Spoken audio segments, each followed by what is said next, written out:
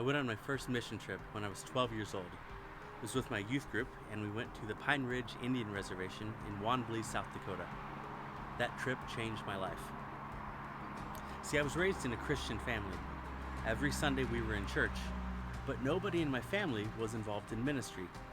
So a few years later, when I first felt called to ministry, it was difficult for me to envision what that might look like. Later, as a college student at Anderson University, I met my mentor, Dr. Fred Shively. Dr. Shively taught my Greek and New Testament classes. But more than actual information, I learned from him what a life of ministry could look like. It's more than just accumulating head knowledge. It requires intense people skills, counseling individuals and families through all of life's ups and downs. He helped me to see what a life of ministry, a life as a pastor, could look like. In the decade after college, as I pastored Maple Grove Church of God, Christy and I led a dozen mission trips through AU's Tri-S program. We took students to 8 countries on 5 continents all over the world. Each trip brought me back to when I was a 12-year-old boy in South Dakota with my youth group.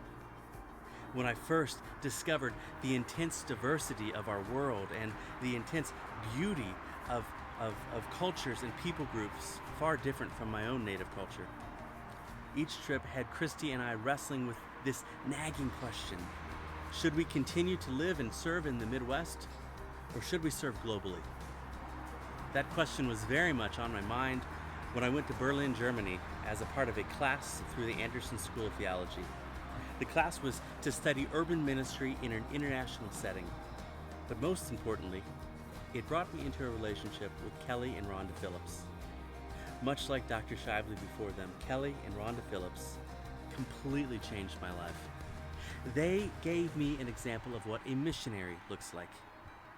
They helped me come full circle in my thinking and development.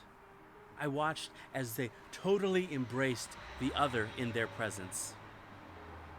I watched as they loved people as they are, and as they created spaces for people to be engaged in real relationships where they could be safe to be who they were, and where they could be safe to experience the loving presence of God through their lives. Christy and I joined the Three Worlds team so that we could engage young people in cross-cultural ministry, and so that we could support empowered and accountable young leaders, and so that we could be one small part in creating interconnectivity between individuals and congregations in this region and around the world.